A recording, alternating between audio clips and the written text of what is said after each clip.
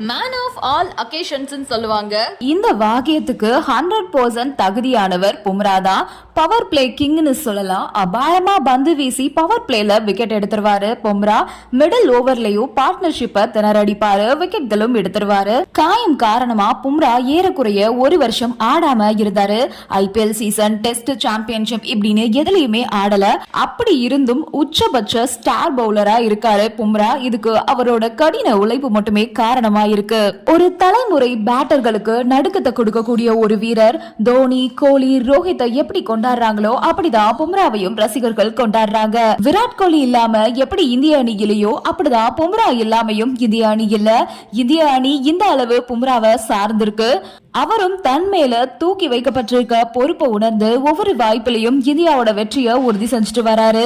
பும்ரா பத்தி இன்னும் நிறைய தகவல்கள் தெரிஞ்சுக்கணும் அப்படின்னா ஃபுல் வீடியோ பாருங்க. வீடியோட லிங்க் கமெண்ட்ஸ்ல இருக்கு.